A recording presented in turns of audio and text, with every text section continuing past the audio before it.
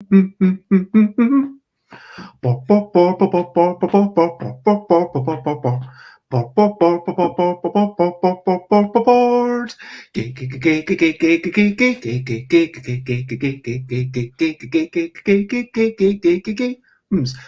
games and puzzle games, it's what we're talking about. Board games and puzzle games, I'm not gonna shout. Today we will try to tell you how it works when you make a puzzle, and Rob and Adam will try to tell me how they went working with the Happy Puzzle Company, and they will talk about how they made Quazzle and how it worked out to put together it all. Board games and puzzle games, it's what we're talking about. The design and motivations and working out bits of puzzle games, I'm not going to shout. Hello, good morning, good afternoon, good whatever it is, wherever you are. And thank you for joining 10 a.m. UK time for another Busy Beats and Board Game Bladder. Hello, Rob. Hello, Bez. Lovely to see you this morning. Yes, it's lovely to see you. I've kind of chatted a tiny bit in the past, but not super much. So I think this will be our first time maybe talking for more than 5 minutes. Indeed. And Adam had you on like a couple of weeks ago, talked all about the different aspects of Adam Porter, but now we're going to talk about your co-design Quazzle and also Rob's going to take to the fore. How are you feeling about this topic? Are you excited to talk about puzzles? Very excited, yeah. Excellent.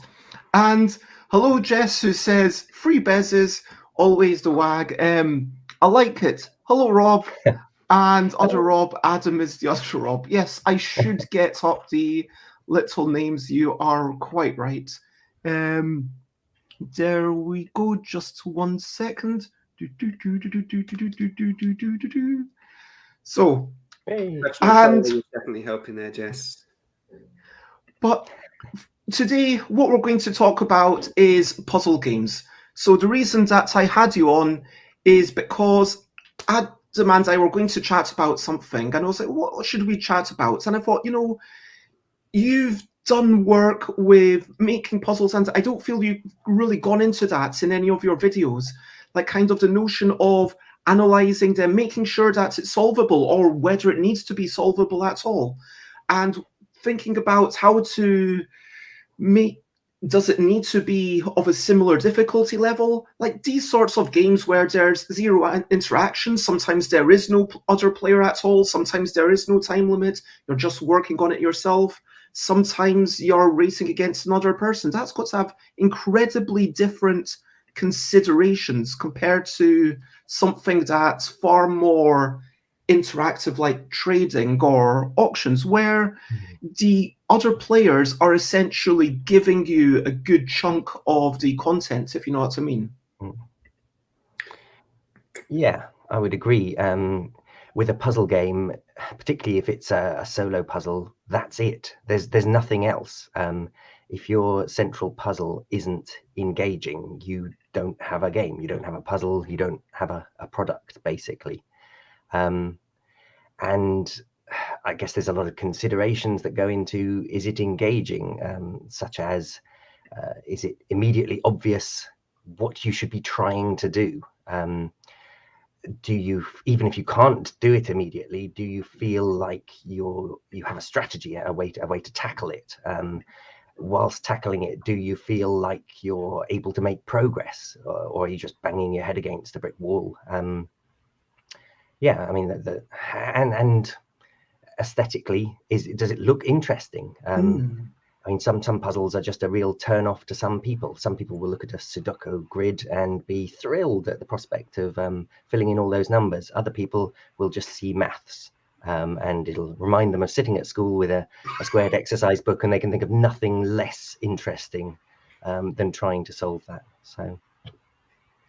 And so maybe thinking about something that's not just numbers, maybe bringing in those symbols, or I know that the Happy Puzzle Company, it's interesting, there's a lot of, I think that I might have played their latest games, whereas I don't know if you two have had the chance to because I went to London Toy Fair, of course, and it's interesting how it pushes more and more into this has got an interesting mechanical component of turning around the bears, and because there's one where you need going from the thing where you need to slide the spaceship through the asteroids, and there's a really neat physical component. There's a physical satisfaction, same as Genius Gems, when it's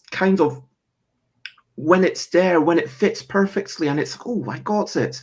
And I think it's that physicality that definitely does something. And a quick hello to Nicholas. Thank you for joining us, and thank you for taking us climbing with you, Jess. And everyone has Genius Gems except for me.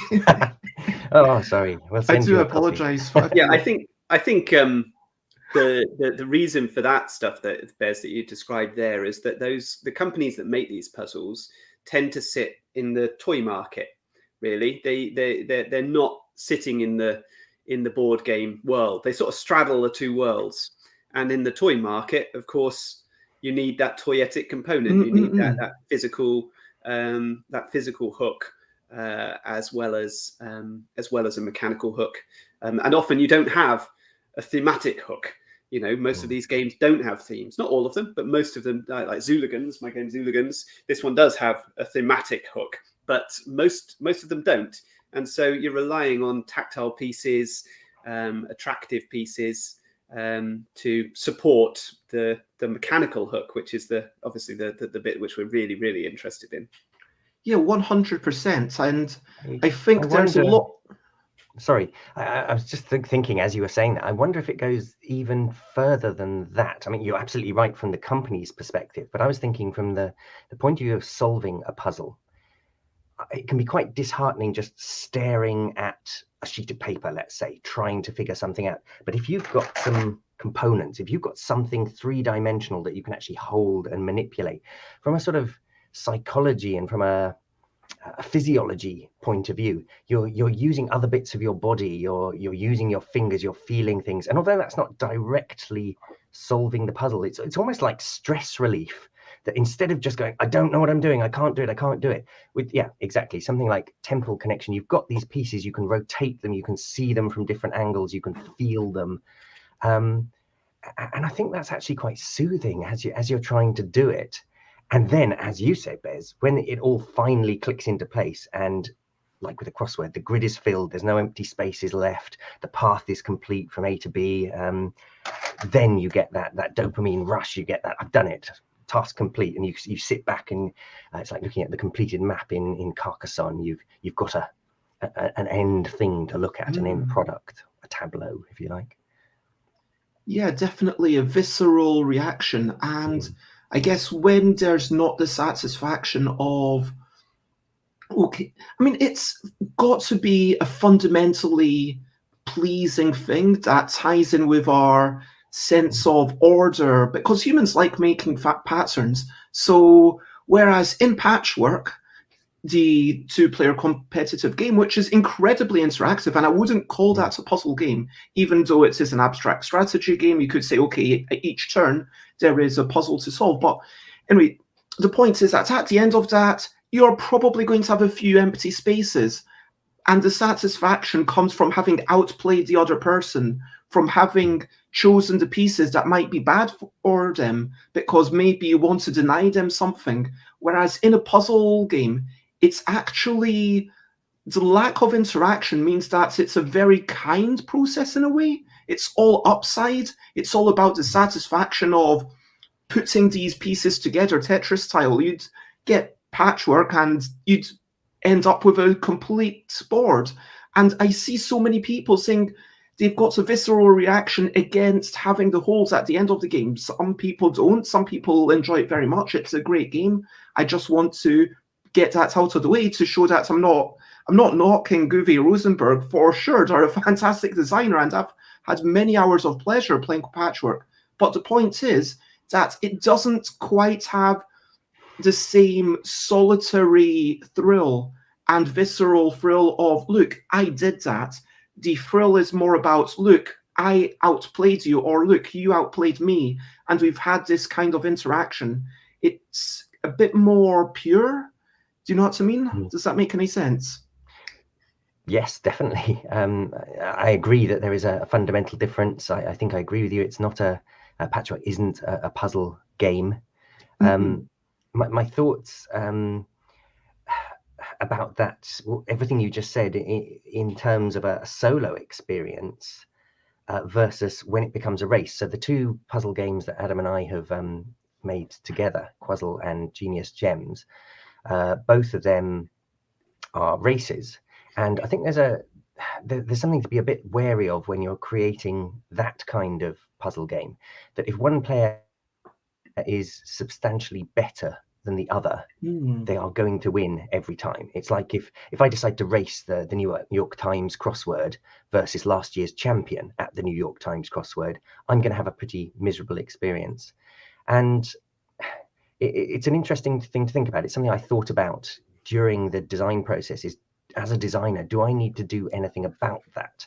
Do I need to, in a more traditional game design, we talk about a catch-up mechanic, for example. Do I need a catch-up mechanic in my puzzle to get that second player back in the game? And this ties back into what you were saying, Adam, about these companies are very often in the toy sphere, and it's imperative to keep these things simple. The rules have to be as straightforward as they can be. Look at the product, understand what you're going to do, and jump into it. Several of these companies use a sort of 1, 2, 3 thing. Put the puzzle on the table and put these blocking pieces in place. 2, race to fill in the grid. When you filled it in, check that you did it right, you've won. It's got to be as simple as that. So implementing any kind of catch-up mechanic generally, in my opinion, takes it into realms that are far too complicated. I think So that's what we then, found. Sorry, go on, Rob. no, go on, say. I think that's what we found with Quazzle, wasn't it? Mm. Rob and I set out. We knew when we were designing Quazzle that we wanted to make it as simple as we possibly could. It was going to be a really simple game. We knew we were aiming for the mass market. Our initial contacts were Hasbro and Rubik's and Bananagrams and those sort of companies. And that was our intention, was that it was going to be a mass market game.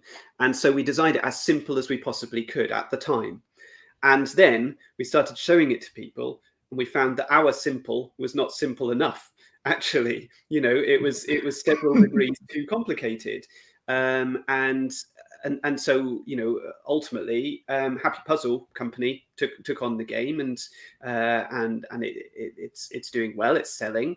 But when we took it to the London Toy Fair and started showing it to retailers, you suddenly found that people were struggling with things that we just took absolutely for granted as being obvious, because we play loads and loads of complicated board games, and so we just assumed that this was fine. And it turns out that the people who are buying toys and puzzles, they really struggle with even the simplest little gamey mechanisms. And so Can you give an example and maybe talk about, presumably then Happy Puzzle Company worked with you to simplify it even further? Well, go on, Rob. The example that comes immediately to mind with Quazzle. So Quazzle from the very start was, and indeed Genius Gems, they're both examples of modular puzzles, that you've got a number of things going on at once. So let me just grab a copy of Quazzle. Help if I open the box up the right way. There we are. So in Quazzle, the puzzle is defined by a number of cards, and each card shows you a pattern that you're trying to achieve. And double-sided, so we have lots of replay value, and we have a second level of cards that are slightly different types of puzzle. And the game invites you to shuffle the deck and deal 6 of these out into the middle of the table, and that defines the overall goal. Solve these 6 mini puzzles simultaneously. Perfectly straightforward. We're used to that in game design. You've got something like, I don't know, Isle of Skye or Cartographers with its seasonal scoring. This is what I'm doing now, and these are the 4 goals throughout the game. That isn't a mass market thing. Rubik's Cube, for example, there is one thing that you're doing, and you're doing that for the entire game. It doesn't change. The idea that you're having to do those 6 things simultaneously, that was surprisingly complex for people who had never played these kinds of puzzles to grasp. And that's sort of astounding. And I don't mean to sound ridiculously sort of arrogant or out of touch. It's just that having played board games for years and years and years, you forget. You just completely forget what it is like 100%. to see one of these things for the first time, and how overwhelming that can be. And then when someone tells you it's a race and you're going to be racing me, and now you're under time pressure, and now you're panicking because you're not quite sure you understood, and people can completely fall apart. And that's really what you don't want. You don't want people to have that horrible experience. And so I think a lot of how I deal with that, how I personally deal with that, is by breaking it down. I would never teach anyone the game by dealing out the 6 cards onto the table. I would put 1 card in the middle of the table and ask them to make that, and just check they understand the concept of, okay, this pattern involves But making with 1 card, you might have done it accidentally. That's saying you need to have a red and an orange, and they need to be exactly 2 apart. Exactly. And once someone understands that, you say, okay, now I'm going to give you this second card, and there we are. Oh gosh, mirrors.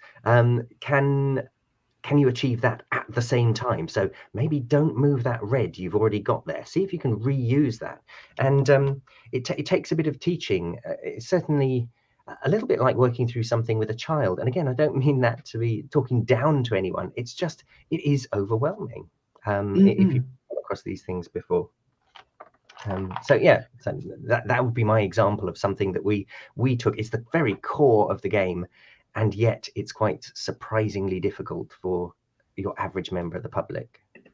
And that's not something that can be designed out or improved. That was just the core of the game. So it remains presumably this weird game that, with no disrespect, a little bit, it's got this little stumbling block for a lot of people who would have otherwise enjoyed it. And there's not really any onboarding for that. And that's going to presumably impact its success financially, but just, in terms of reaching the people. Nothing can change what it is. That is the core concept of the game. That's that idea. It's a nice little idea. It's a good little concept. It's interesting and intriguing to play. In my videos, I talk a lot about the mix between ideas and execution, and how to get a best-selling product. You need to have a fantastic idea, and it needs to be amazingly executed. I would say we had a good idea, and it was executed pretty well. And so therefore it finds a market, but it's not going to find the phenomenal market because innately there's a little bit of a problem at the center of it, and it's not a problem for the people who buy it and enjoy it. It's not a problem for me when I play it. I love it, absolutely love playing it. It really isn't an issue. It's just that not everybody's like me, and so you're going to find that some people will struggle.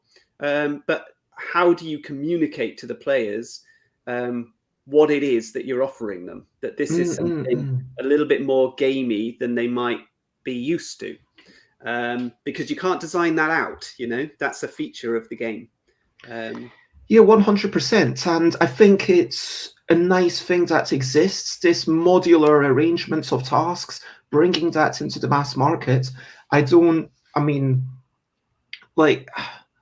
guess you could have said, okay, starts off, have 2 of them, because at least 2 of them, you're unlikely to have it just by accident, and you've got to use, and in level 2, you've got 4, and you can keep playing that way, and level 3,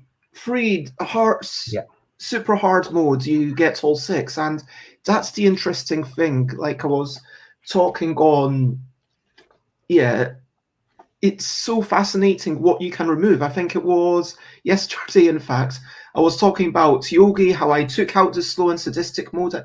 I don't have you played slow and sadistic mode, where you've got 2 cards in hand and then you give one to someone else and then the victim has to give one. Right. Like, that was my original intent. And then it was through a reviewer who said, oh no, that's too complex. And then someone else on Friday, the previous Friday, they had this game. It was a bit too much. They'd added lots to make it a strategic game, but then it ended up being a game. That's if you're a Magic the Gathering player, you spend like more than an hour on, because there is so much and it's still actually overwhelming. For David Brain, who worked on stuff like Key Market, it's actually got a lot more going on than they anticipated, because for someone who's familiar with their own set of systems, and actually in this game, General Recall it's called, it's not a published thing, but it will be coming probably later this year, I don't know. But then the next week, they took out one entire mechanism saying, okay, there's no +1 tokens. No one gets any treats. It's only the temporary +1 tokens, which is a completely separate thing. And it sounded like there was still a lot of complexity, but no one had made a call. Like, none of us other designers had said, hey, how about you get rid of all this stuff? It was them. They went home that night and thought, well, you know what? We played 3 games. It took a lot longer than was planned. So what can I get rid of? What's the absolute simplest thing? What if I could get rid of this entire mechanism? Could it still work? And they thought no, but then lo and behold, it does. And on last Friday, they were saying, oh, this could be like an expansion. And I'm trying to encourage them to just make that the game, because there's still so much going on. And I think that as designers, we always underestimate the impact, the cognitive load that our rules have. Yeah. But let's rewind a tiny bit and let's spend 5 minutes talking about something completely different. Recent highlights, living life and seeing the sights. Recent highlights, playing games and other delights. Recent highlights. What have you been up to recently? What have you been up to in the past couple of days? Yesterday, I had a nice little walk. I walked around, and then in the afternoon, I didn't do much, to be honest. I just messed around on the internet. Mondays are meant to be my day off, and the truth is that I kind of didn't make the most of it. That's a bit sad, but I did get to play some games online with Layla. I played Family Kanikichi's Great Tea Time on Board Game Arena. I don't know if you've heard of this game. It's completely ridiculous. Yeah. You've got different cards. Every card features different stuffed toys, and you've got to try to play 5 in the middle. And there's a bit of a blocking, because if your opponents can't play and they pass, then they get negative points. If you do play and you complete the set of 5, then you win some points. And it's that slight tension between, you want to make it so that there's few things for them to play, so that maybe they won't complete it. But if they do complete it, then they win with the other scoring system. And there's definitely something there. Had a good chat, and I had a lovely bath. That was me yesterday. A very chilled day off. How about you two? What did you get up to of late? Adam? I went away for the weekend. Went to Tenby with my wife. We had massages. We had nice food. We had a bit of a pampering ourselves weekend. Sounds without the dogs. Fantastic. And in chat, Jess says that she was dancing in the dark in the park in Bangkok, overlooking the water full of city lights reflections. And it's Balfolk type dancing, which I'm not super familiar, but I'm very curious about. Rob, what were you up to? Most of my days recently have been taken up with a dog. About 2 weeks ago, we adopted a rescue dog. She's a Icelandic sheepdog, mostly. She might have a little bit of something else in her. And she's been living on the streets of Romania. So she's not accustomed to being in a house. She's accustomed to being outside in the snow. And there's quite a lot of training required and quite a lot of reassuring and gently teasing her personality out. And that is taking a surprising amount of time and requiring a surprising amount of education on my part, because I realize just how little I know about dogs. That does sound delightful, and I hope that you are able to, have a happy life together. And as we get back into the topic of puzzles and just wants to give a shout out to the friend who also got a Romanian dog. Yay. Coincidences. Let's talk about puzzles again and why puzzles specifically might be a brilliant thing. Brilliant thing. Why are they so brilliant? So puzzles, working them out. I mean, I guess let's try and come up with some working definition of a puzzle. And I think the key thing with a puzzle is that it's a binary correct or wrong. I think that's the key thing that defines a puzzle. Whereas in a game, you know, I might play Go with you, and in theory, like let's take a simpler game, Noughts and Crosses. I might play Noughts and Crosses with you, and if I've lost, that means that I've done something wrong, right? But it's not, in theory, like the person who wins the game is the person who made a mistake. And it's kind of similar with Go. Of course, that's orders of magnitude more complex, but with Go, you're not going to play perfectly. No human, no computer even can play perfectly at that. And AlphaGo did manage to make moves that were surprising and improved the human play, but we are kind of, in theory, moving closer to perfection.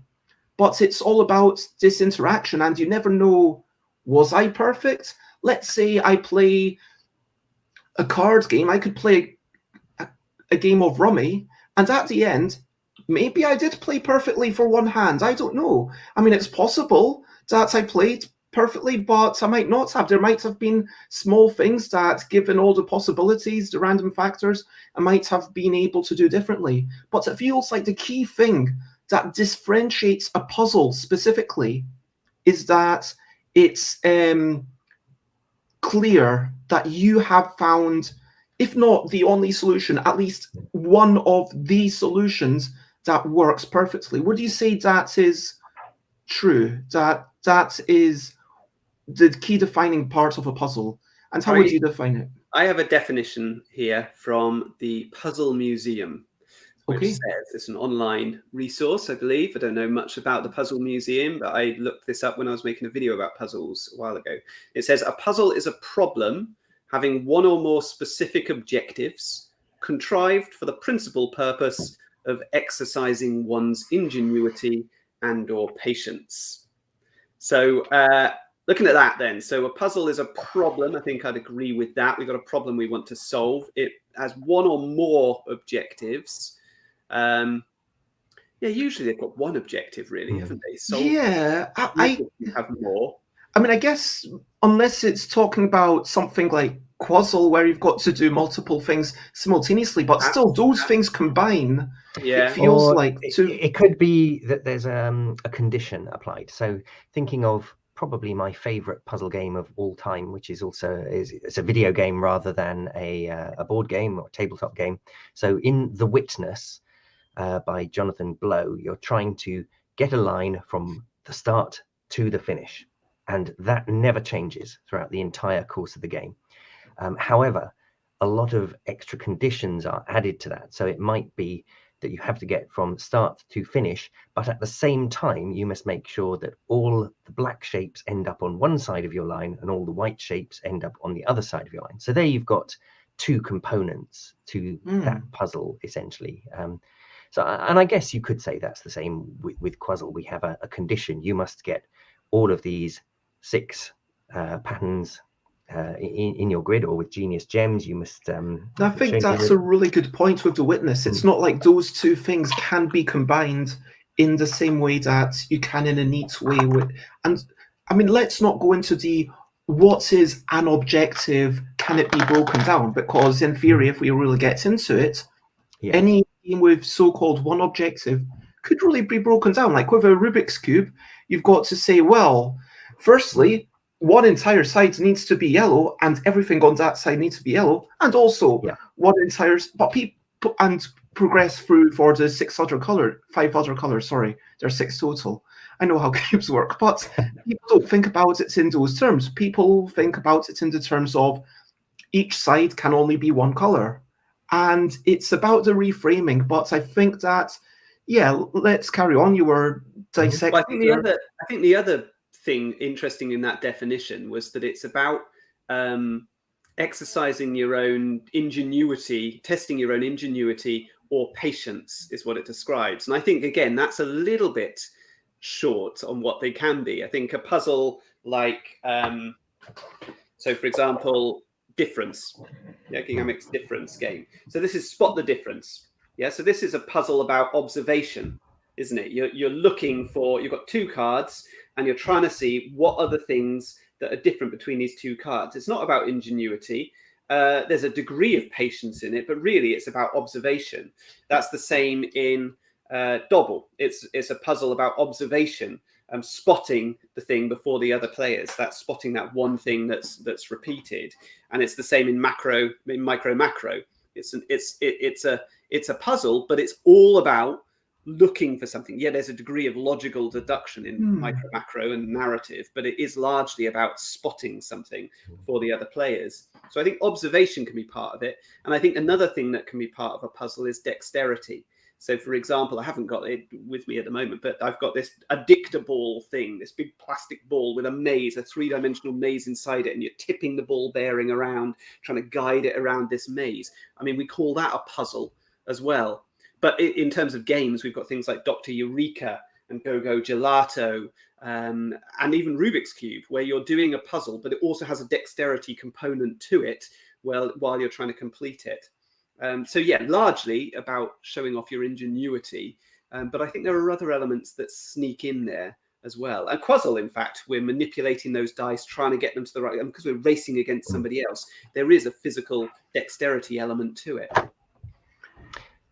Yeah, and that's something that I carried over into Genius Gems. I didn't want to lose that physical aspect that we had in Quazzle. So the pieces in Genius Gems are these, I call them trihexes. We have 3 hexagons placed into a triangular configuration, but these are double-sided. So this one, which is green, green, pink on one side, on the other side becomes green, pink, pink.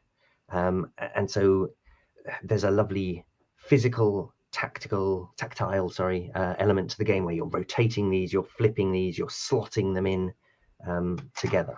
And there's all sorts of other elements, like skills that are testing. I would agree, Adam. Like, even with that, there's a degree of memory, trying to remember in short-term memory what's gone on. And in a game where you're plotting a route from one space to the other, there's going to be an element of, I guess this does come down under a broad category of ingenuity. I'm not going to have a go at this online resource that you found, but let's go into why you might want.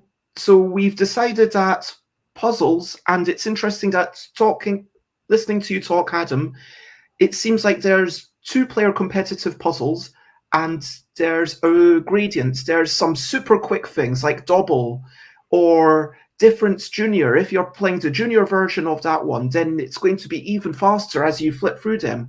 Whereas I actually brought out a Magician, which I've had a lot of fun with, which I was going to ask if you considered this a puzzle, because it is actually a 2-player thing where each time you've got one of these cards, you've got to, so one card might say connect the little orange flask to the claw, and then you've got to work out, okay, where is the claw on the board, and find them and then connect them. And once you've managed to go through, say, okay, what objects does this represent, and be the first person to write down the object and flip over your board. This is a multiplayer speed thing. It feels like more on the Quazzle Genius Gems side of things, where it's going to take you bits of time to do these things, as opposed to Dobble, where you might do it literally within half a second. And would you say that with that the puzzle is the drawing aspect of it, or does the puzzle only kick in? I would say the puzzle is the hidden object part of it, the observation, because if Dobble, searching for a match, is a puzzle, and I'm not going to disagree with that. And I did bring this out thinking, is this a puzzle? I kind of feel like it is. But again, there's a fundamental difference, I think, between a puzzle when you're playing it solo and taking your time, that's when it can actually test your patience. Whereas when you're doing it at speed, then it feels like a completely different experience, if you see what I mean. I think it's a puzzle in the same sense as in the childish sense that, you know, if you get by a puzzle book as a child, you're going to have puzzles like that. Connect the dots, see what you've drawn. It's a puzzle in the same sense that a jigsaw puzzle is a puzzle. You're finding the pieces, you're connecting them up to try and create the central image. There is a degree of guessing what that image is before anybody else. There is an observation element to it as well. But essentially, yes, it's by rote. It's a very sort of linear process. You connect these things up there. You will get there in the end. So unless it's really badly designed. Yeah. So maybe it's not ingenuity. So maybe it's more the patience side of it.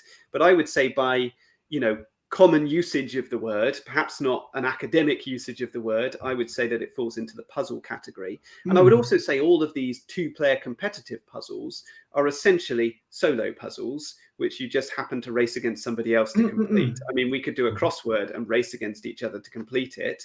It's just that if it's super quick, like Dobble, that's a super quick solo puzzle, which lends itself to racing against somebody else. But you could sit and play Dobble and look for the thing and spot it, and that would be a solo exercise. It might not be particularly interesting at that point.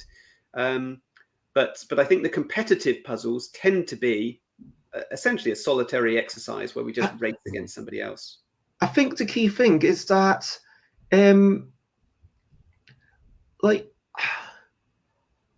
Dobble is an interesting one because there is only one possible solution at any time. You have your card, you're looking at the card in the center, or actually there is one mode of Dobble where you're able to give it to anyone, and that moves it possibly a little bit further away from our definition of puzzle, where you know if you've done it correctly or not, because should you have given it to this person, it's possible that in order to win the game, you should have really been looking at the other person over there and giving it to them, because they are the person who's winning, and so you should really be targeting them, if you know what I mean. Yeah. And so there is a little bit of that, but generally you've got one pile in the middle, you're comparing your own stack or your own card to the one in the middle, and everyone's doing it at the same time. It is fairly trivial to do if you were on your own, but doing it at speed, as you say, Adam, even a trivial thing becomes super intense. Talking about rocks yesterday and my own Grabble, or a game about quickly grabbing creatures that are totally different, and counting your turnips. Let's ignore the turnip mechanism, which is actually a strategic decision, which is an uncommon thing for speed games. But fundamentally, because the cards are scattered, you could grab any of these. So that moves it away from being a puzzle, because sure, you are looking for the card that matches or doesn't match and putting it on top, but you could have also done it slightly differently. There are different strategies, but what I'm getting at, it's just a really blurry line. And firstly, good morning, Alex. I hope that you are generally well. And let's talk about why puzzles are a brilliant thing. So why make puzzles? Let's go from Rob.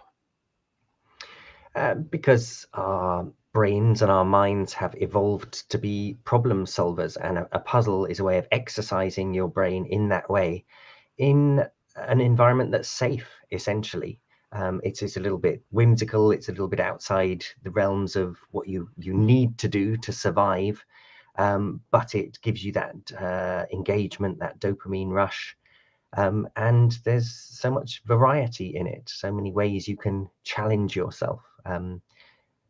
It also, one of the things that I noticed designing games, when designing Genius Gems, for example, to start with, it's difficult. The very first time you play it, it's taking you 2 minutes to solve the most basic puzzle. And the more you repeat it, the more you exercise that bit of your brain. It's just like physical exercise. You get stronger, you get faster. And that deep understanding, that deep learning that's going on in your brain is just so rewarding.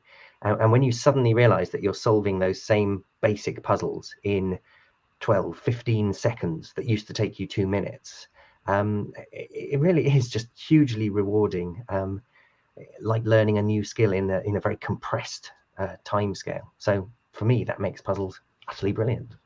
I think it's the seeking system part of your brain, the bit of your brain that releases dopamine. If I've got a spaniel, a Sprocker spaniel, and I could walk her for 4 or 5 hours in the day and she wouldn't be tired. But if I put a puzzle in front of her, a dog puzzle. I've made a video about dog puzzles, by the way, if anyone wants to look at that. And so if I put a dog puzzle in front of her and it's full of treats, but she's got to work her brain a little bit to work out how to get those treats, she's exhausted after half an hour and she'll sleep the rest of the day. I think mammals have a need, probably not just mammals, actually, I'm sure it applies to birds and reptiles as well, but they have a need to be challenged.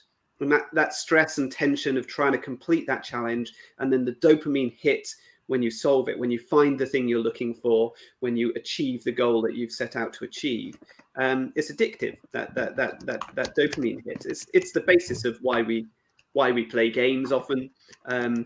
It's because we enjoy that challenge. But the puzzle is the purest form of that. And as Rob says, it's something that you can do alone in your own time. You can take your time over it. Through the pandemic, sales of jigsaw puzzles went through the roof. They're enormous now. It's a massive industry, the jigsaw puzzle industry, and it's because people enjoyed sitting down, taking the time for themselves. It's a very Zen sort of process. You sit there, you take that time, and you're getting that dopamine hit over and over again. Every time you pick up one of those pieces and you slot it into the right place, you've been searching for it for a few minutes. There we go. There's another hit and another one and another one, and it just gets better and better. And so the same thing applies with these logic puzzles that we're talking about here. I mean, a lot of these puzzles, for example, my puzzle Zooligans, this one's got 60 different preset puzzles in it of increasing difficulty. And so you start off with a really simple one. You're going to solve it in a couple of minutes, and it'll be a little bit challenging even. But then by the time you've done 20 of them, you're looking back and you're thinking, how did I find that first one challenging? That's just trivial now. But by the time you're at 40, 50, 60 puzzles, they're getting really, really challenging. And it's, you go through that process, constantly challenging yourself, making it harder and harder. In Genius Gems, there's several different modes of difficulty. So you can start off, it's incredibly challenging, Genius Gems, when you first play it, and you're using the most basic set of dice to create the modular puzzle that you're going to need to create. It's really challenging. And then once you've played it for some time, actually that's trivial now. But we've got additional dice that change it up, and it ceases to be trivial pretty quickly. And there's several different stages that you can go through with that game. And at its most difficult, it's incredibly difficult. But each time you're getting better and better, more and more skilled, and you're getting that hit of dopamine that keeps you going, keeps you coming back. And Alex mentions, to do with animal puzzles, crows or ravens can complete really intricate puzzles as well to get treats, and then they sleep for the rest of the day. Possibly. Let's talk about a little bit about one-player things where you've got a campaign mode. Let's call it a campaign mode for want of a better term. I mean, I know that's not what the mass market would call it, but is there a word for it outside? No, I don't think there's a specific word. Okay, I wouldn't call it a campaign, because the reason I wouldn't call it a campaign is because there's no progression from one step to the next. And I know, and campaign is a bit of a marketing sort of element, isn't it? I know, like, for example, the game that Time You Killed Me, that's very popular right now, that's just come out, and it's very cleverly packaged as a campaign, when in actual fact it's just a big box full of modular expansions. I might dispute that you say it's not a campaign. That particular example, the Smart Games abstract puzzles, yes, it's a bit of a fish to call that a campaign, perhaps. But again, going back to something like The Witness, where the puzzle is building and building and building and reincorporating knowledge that you've had before, or if you can involve the theme in it, if you can involve the narrative in it. So something I'm working on at the moment is a puzzle game where it starts with a story, a very simple story. The first level, I believe you can't even fail. Essentially, you'd really have to try to fail it. It just shows you what the core mechanism is. But then as it progresses, we start layering new thought processes, new mechanisms in there. And in that respect, it is like a campaign, not necessarily because what you did on a previous level changes the current level, but what you learned on a previous level changes the way you think about the previous level. And this is something that is done so brilliantly in games like The Witness, or Snakebird is another one that comes to mind, where you can then use that against the player. You teach them that the way to solve this type of level is that you stick to the outside of the board, and then you deliberately design a level which looks like that's the solution, because that's just worked on the previous two, except you've changed something about the shape of the board, something about the way the block space, and they go, oh, I know how to do this. I'm going to go around oh, hang on. Oh, interesting. That doesn't work. And the very cleverest of those puzzles then make you sort of go back in your mind's eye to previous ones and go, okay, it looks a bit like puzzle type X, but it can't be. And it also looks a bit like puzzle type Y. How did I solve puzzle? I tried that. So what is the variation? How can I combine those two thought processes to find process Z that solves this puzzle? And that is for me the pinnacle of puzzle design. It's like a good comedian reincorporating material from half an hour ago that you didn't see coming in a really unexpected and it blindsides you. It's challenging. I think there's a really interesting discussion to be had about the nature of progression and what is a campaign. But let's not go there, because we've still got a few questions that I wanted to ask, and we are coming up to the end of the hour. Let's call it a level-based game, whether it's Magic Maze or IQ Link or whatever. It's a level-based game. And I think that's the key thing. Here, there's 120 levels, which feels like quite a lot. And what that means is that then I play maybe the first one and, okay, this is really easy. I skip 10 or 20, and then that's kind of easy. And maybe I skip 5. Oh, that's a bit tricky. Maybe I'll go one forward, and, now I progress through one at a time until I get to a point where, oh my gosh, I don't know how to do this at all. You know what? Maybe I'll go back to one of the earlier ones, give my brain a bit of a break. And so you kind of pick your own path in a sense. You pick your own difficulty, because there are so many levels that you're probably not going to do them all in that exact order. It feels like they've basically said, with whatever skill level you come into this at, and there are a lot of cross-transferable skills when it's a game about understanding how shaped bits of plastic fit in together. There's other games that have done this before. It's not like a brand new thing for your brain. And so then you're going to concentrate on the little range of levels that are best for you on that day, at that moment, on the day when I'm tired. And I started drawing little dots, so I've not ruined the instructions. Someone else, after I've done with it, can still enjoy it, but just a little tiny dot as a pen mark to say, I beat that. And then I'll go back and maybe do one of the ones that I haven't tried yet. But I'd like to talk about level-based puzzle games, if we may. So firstly, let's go through the questions that we had. So is it important that there's only one solution? Adam? I think for the majority of puzzles, I think it is important. I think you can get away with it in a competitive two-player puzzle that it's not. So, for example, that was one of our major design challenges in designing Quazzle, was that if you put together 6 random cards from a deck, it's very hard to make it such that there's always one solution. And in Quazzle, there isn't always one solution.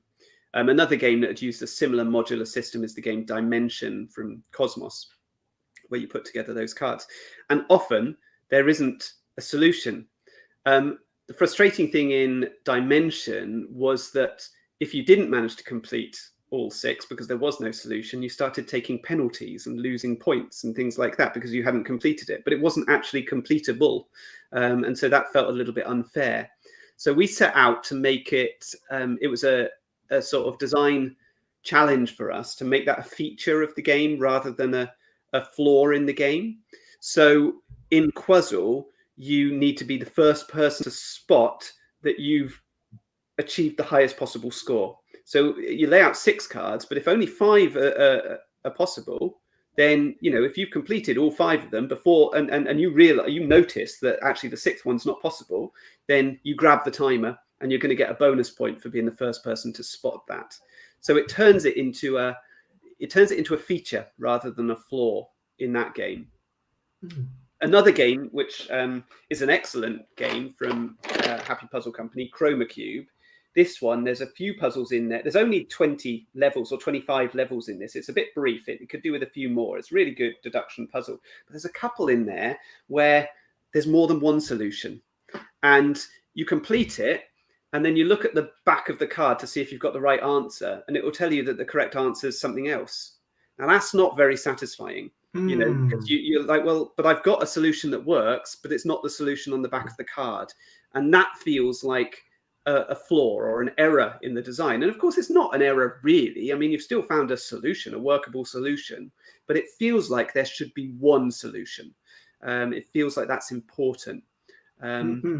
And so with Zooligans, it was very much part of the design was to make sure that that was the case. Every single puzzle, there needed to be one solution that you were going to find. I didn't want anyone to look at the back of the card and go, well, that's not what I found, but is mine legitimate or isn't it? I don't know. You know, Rob, I know this was a major thing for you with the Genius Gems, was trying to make sure there was always a solution. So with the Genius Gems, there always being a solution was part of the brief. There were 2 or 3 things that I was told that a Genius game had to be.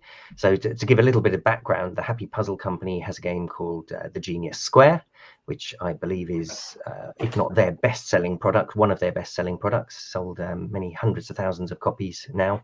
I think it showed on Amazon recently. It just pushed ahead of Cluedo. It was challenging Rummikub as one of their best-selling games. Yeah. It sells extremely well for Genius Square. And so obviously they're a business who's looking to capitalize on that and turn it into a brand, which is something I think they're doing very successfully now.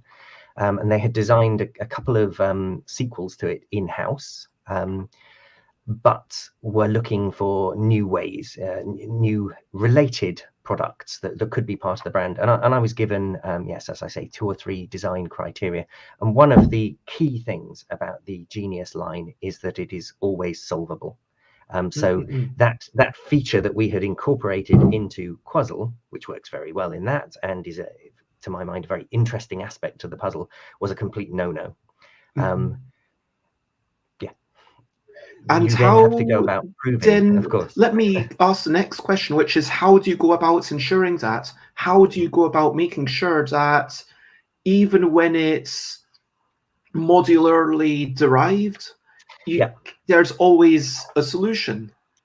So again, that is exactly what happened. So the other criteria for a Genius product, I'm just grabbing a few props off the desk here, is that the puzzle has to be set with dice. That's what I was given as my brief. So here is the little tray with some dice in. I happen to have grabbed 4 of the basic and 1 medium difficulty dice. They get rolled in this container. We shake it, we rattle them all into place, and that is the game we're now playing. And that gives a huge number of potential puzzles. Like you were saying, with these graduated difficulties, the levels puzzles, 120 levels there, where through a bit of research, I guess it's probably done by watching a lot of people play the puzzle, to be honest, how they grade the difficulty. When it gets that granular, I mean. With the Genius Gems, there are almost 11,000 puzzles can be created. Well, I don't have time to solve all of those myself, and I certainly don't have time to watch multiple people solve those and to graduate them into difficulty. So I had to do it in a different way. So the two sides that were, one was working out which individual patterns were easier to place. So generally speaking, if a pattern uses fewer hexagons, so this only uses 3. In fact, the majority of them on the basic dice only use 3. Some of them use 4 hexagons. Then those are going to be easier because it's only going to use 2 potential tiles. So there we go. Let's slot those together. There we go. We've got a blue triangle and only use 2 of the playing pieces. But once we move up to patterns that use 5 or 6 hexagons to make that shape, you're going to have to use 3, possibly even all 4 of the tiles that use that color. So you can judge the difficulty of individual dice in that way. The second aspect of that is that we have a board that we're fitting these things on to, and certain of the shapes fit in more or fewer positions on the board. So if a shape like a straight line of 3 can fit somewhere, I have my chart, but off the top of my head, let's say there are 80 possible positions for that pattern to appear on the board, versus the ring, which is one of the hardest shapes, 6 hexagons that make a hexagon themselves. I think there are only 6, possibly 8 places on the board that can place. So that makes it a much harder shape to fit when you're trying to fit other shapes around it because of that limitation.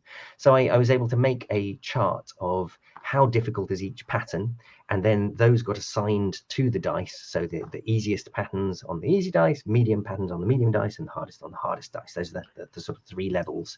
That makes a lot of sense for gradating the difficulty. But then how do you approach the problem of making sure it's actually solvable? The second half of the problem, making sure it's actually solvable. And I found this very challenging. I do have a background in computer programming, but that's 25 years ago now, 20 years since I did anything serious really in that domain. I had to brush up on my programming skills. So the way I solved it, and there are possibly other ways to go about it, but the way I solved it was through brute force. I wrote a computer program in the programming language Python, because that was a reasonably modern programming language that is relatively easy to get into. It's fairly human readable, if you like. And I wrote a program that went through every single combination, so all 10,794 possible combinations of those dice, and just tried to solve it. And it does it in a reasonably unintelligent way. So it knows what it's trying to find, the patterns it's trying to solve, and it puts in a piece at random in the top left-hand corner of the board. And then it loops around again, and it says, first thing is the board full? Because we can't assess success unless the board is full. If it's not, let's grab another random piece and let's put it in the next space. Is the board full? No, it's not. And so it keeps grabbing pieces until the board is full. And then it starts checking for patterns. Has it successfully created the patterns? And as soon as it fails, as soon as it recognizes, well, there's no straight line of 3 pinks there, then it says, well, that's a failure, that's a dead end, so we need to backtrack. And the very first thing it does is it takes that last piece that was placed, and it rotates it 1 click round and says, well, did that make any difference? No, still didn't work. So let's rotate it again.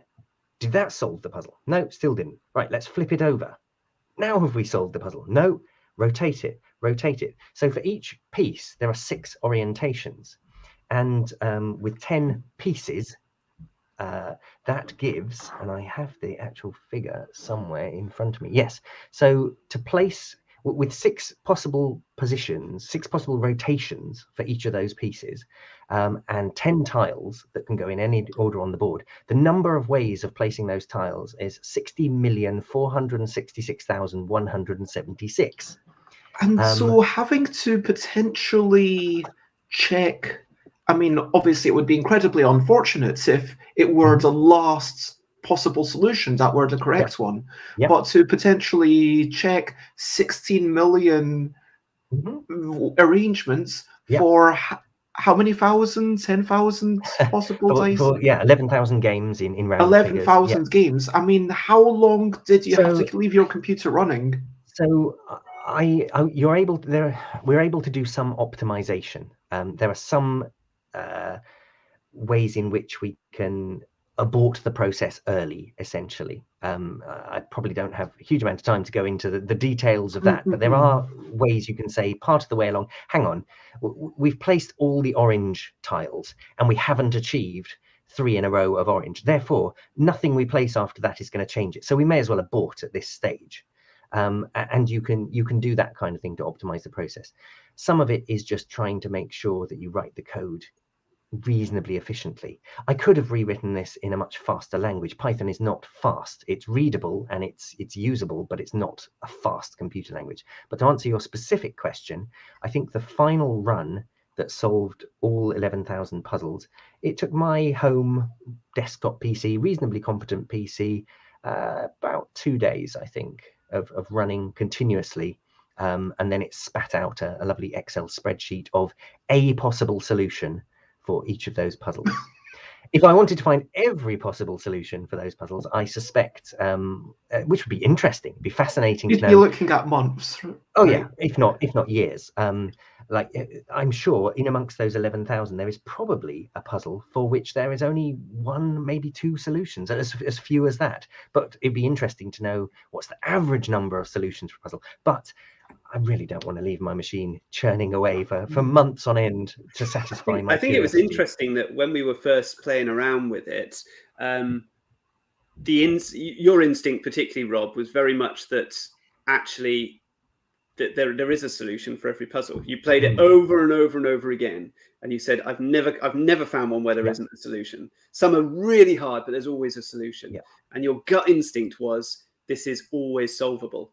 And then you ran it through your program, and it spat out something like there are 2 circumstances out of those 11,000 or something like that where it's not possible, and you were never going to find those 2 just by playtesting.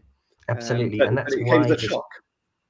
Yeah, that this brute force approach was vital, because as you say, out of roughly 11,000 puzzles, with my original set of dice, there were literally 2 that could not be solved. And I was gobsmacked. I sat there, I put the puzzle in front of me, looked at those 2 setups and sat for an hour scratching my head. And finally, it sort of clicked why they weren't solvable. I realized that 2 of the shapes were incompatible in a way that I hadn't sort of understood before. And so at that point, I was able to go back and essentially decide which one of those 2 shapes I wanted to keep, because well, wouldn't it be like what Alex says, is that if there are 2 incompatible shapes, you can make sure that it's on another face of the same die? Yes, except that we have multiples of each die, so even putting them on. Oh, so you can't make each die a unique mold. That wasn't within the budget. No, so the solution was to decide which of those 2 was the more interesting shape or the more versatile shape, and scrap the other one and replace it. And luckily, I had a supply of spare shapes, if you like, that were of equivalent goodness, and I got lucky that my second choice, but based on a lot of experience and a hunch at this stage as to why certain shapes become incompatible, and I chose that backup shape, put it on the dice, set the computer running again, and this time it completed. That's a fantastic story. Really stressful time. I would love to have you on again to kind of really. I am not a coder. I have done a wee bit of programming. I did some programming on the Arose and OpenGL, but then, it was at university and it made me literally depressed. And I'm not going to say it made me, it was more like it contributed to a general sense of depression. But anyway, look, semantics aside, I am not someone who's willing to do coding day to day, but I am very interested in the process. It would be lovely to have you back on again for a really deep dive into that specific problem. And as you go into your next game, talk a wee bit more about this. It does occur to me, like, do you think that the designer of a level-based, well, that feels like a question for another time. I was going to ask, do you think they have to be better at puzzles? Because whereas a game, you can rely on other players to supply the difficulty. If I make no thanks, I mean, I've not designed that. That's like a brilliant design, but it doesn't require me to be good at playing the game. It just requires me to see that there's something interesting here. It doesn't require me to pose the challenges because the other players are giving you the challenges, if you know what I mean. Whereas in a game where it feels like a puzzle game, and feel free to disagree, please. That's what this show is all about. Disagreements are, as long as done in a constructive, friendly way. It feels to me like a puzzle game requires the designer to make more content, in general at least.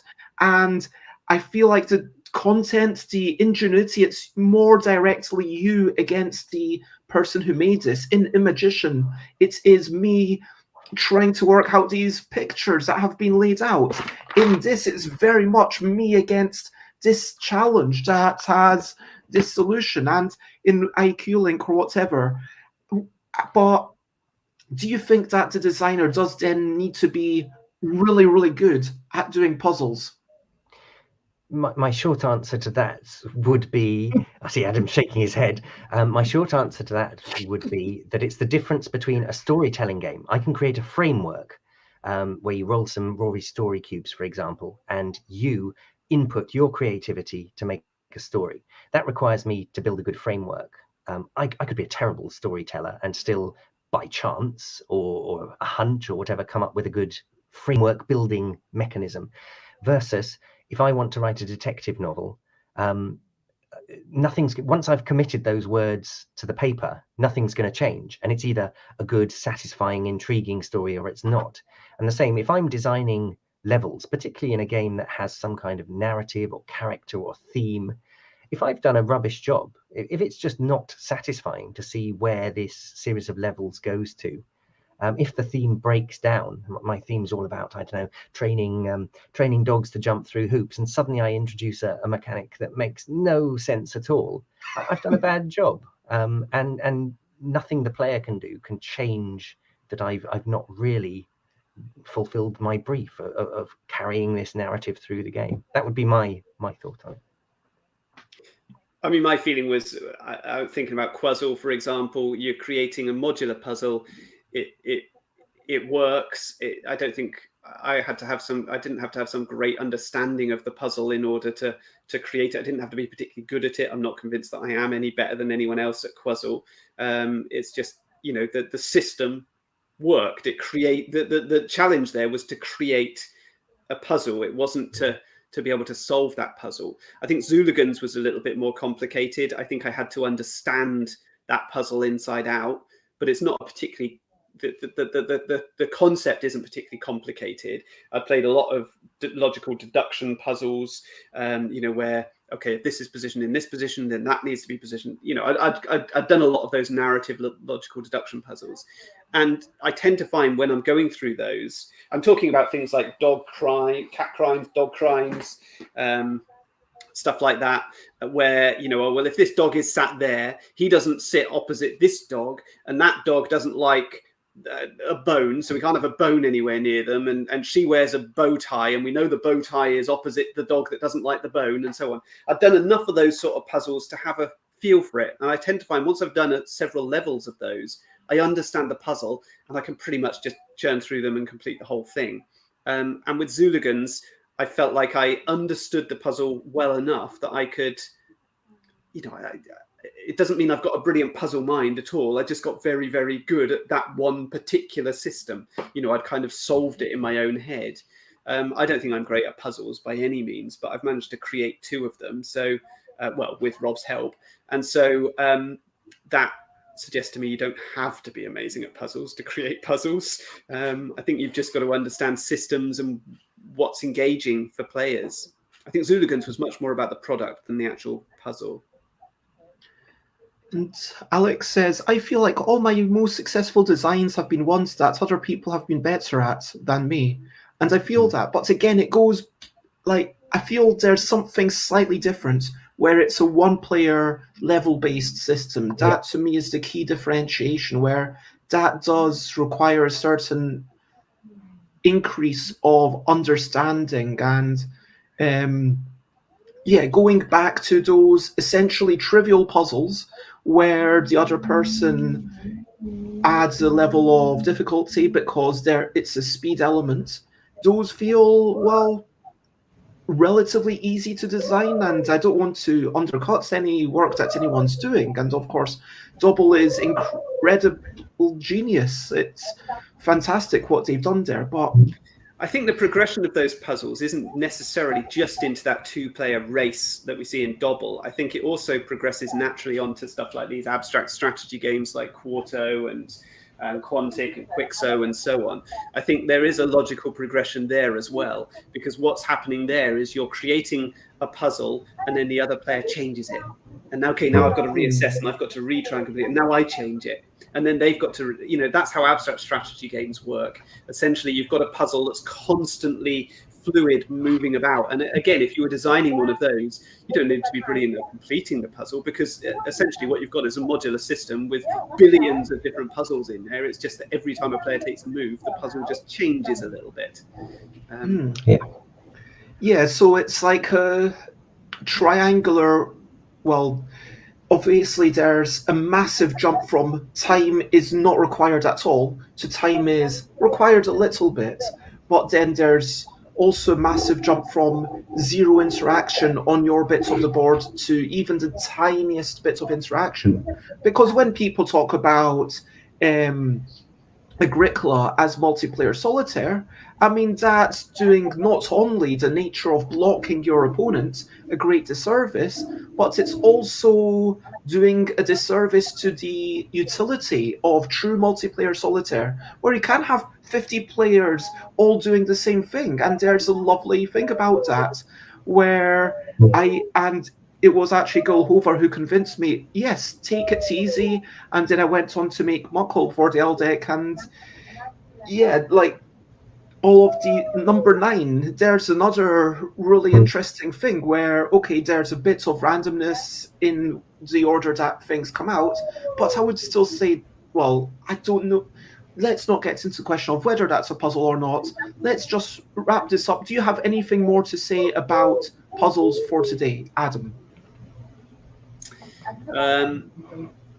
It's a conversation for another day, but that fine line between puzzle and game always intrigues me a little bit, where we define when it ceases to be a puzzle and becomes a game, and also that the idea of lack of interaction when actually these are very satisfying to sit down with somebody else and work on together, as we see with the success of Macro Micro. That is essentially a solitaire thing that you can do, but sitting around and doing it with other people is really, really fun. It's much like Pandemic or something like that. That is basically a solo puzzle that people play together. And so there's a very grey area, there's no defined order where it stops being one thing and it becomes something else. So I think that's an interesting area as well. But as I say, that's a too big a topic to cover in a minute or two. Rob, any final words? I'd just say that it's an area where there's still so much to explore in many different directions. I think it's fascinating to see what's happened with Wordle online over the last few weeks, how a game so simple that apparently does nothing new, in inverted commas, and it's captured the minds of the world, essentially, and sold now for a 7-sum figure, I believe, to the New York Times. 7-digit figure, yes. Times. It's another example of the importance of product design, isn't it? Yeah. Nothing new about the idea whatsoever. But I mean, it was a new combination. I mean, I think it's unkind to say nothing new about the idea. Sure, you can trace it back to Mastermind or even Giotto, the word game, but giving you the clarity, actually increasing the ease of the puzzle, if you know what I mean, by specifying this is the letter that's in the right place, this is the letter that's in the wrong place, and also by restraining it to 5-letter words, and by giving you a certain number of hits. at which point it says, okay, well, you've had enough goes, that's the end of the game. These were design choices that do bring a fresh nature to the game. Yeah, absolutely. That's why I air quotes around nothing new, because everything is derivative and everything about Wordle is new and is what makes it the success it deservedly is. And a beautiful example of what you were talking about, Bez, of it's a totally solitaire game. And yet after dinner, we find we're all sat around the table. Oh, I've got a green letter. Oh, I've got two yellows, and so on. And we're doing it collaboratively. And it's a lovely, warm, cozy activity that has got us through the grey days of January. So, oh, lovely. Yeah. I hadn't even imagined people doing it simultaneously around a table. That does sound like... Yeah. And Alex gives a shout out to the shareability, which, Definitely. yes, obviously the fact that it is just these squares, and the fact that Josh Wardle did not decide to add a link, I think adds to its mystique and makes people a lot more willing to share it, because it doesn't seem as obtrusive. It doesn't seem as repugnant, frankly, when it's, oh, here's a link, and maybe I'll delete the link because I feel like I'm spamming a wee bit too much if I put that link there as well. It's a very iconic image that it creates as well, isn't it? You know, it's you see it, you know that's Wordle straight away. You know, it's you know, that simple grid with those colours. It's just, you know. Well, I mean, nowadays there could be many other things, although they've chosen marginally different colours. But sure, you've got now Limo, like the French version, or you've got all sorts of other languages, and you've got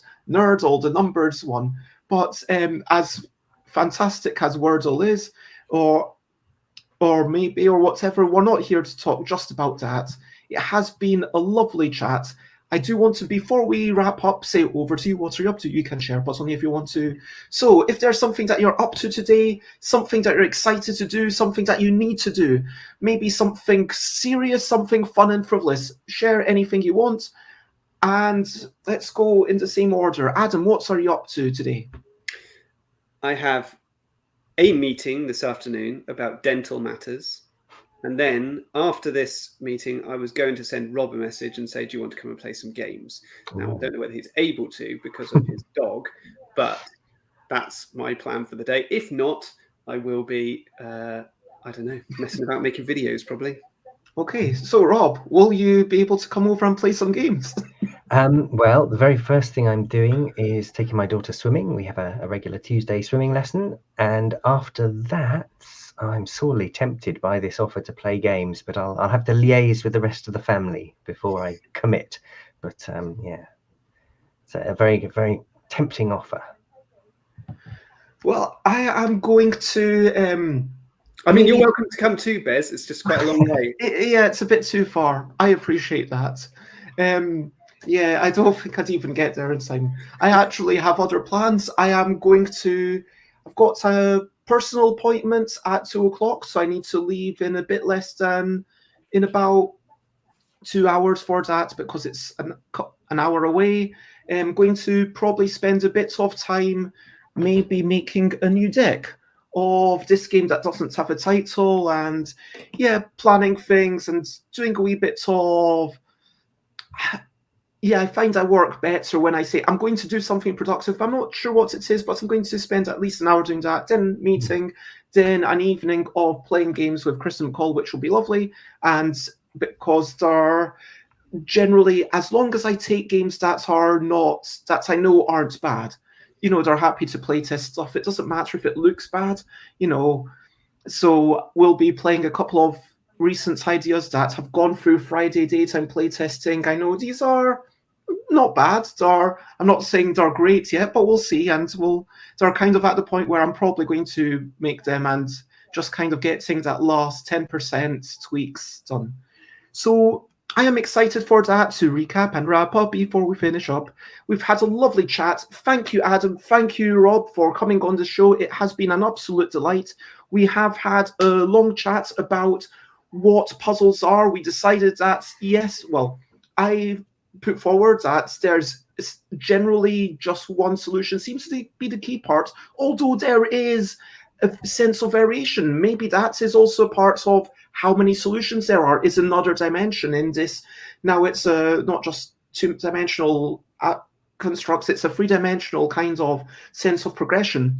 You've got talked about some of the stuff from Hachette UK, like Difference, like a Magician, talked about the difficulty of bringing in a handicap system to level the playing field, some sort of negative feedback loop for the person in charge.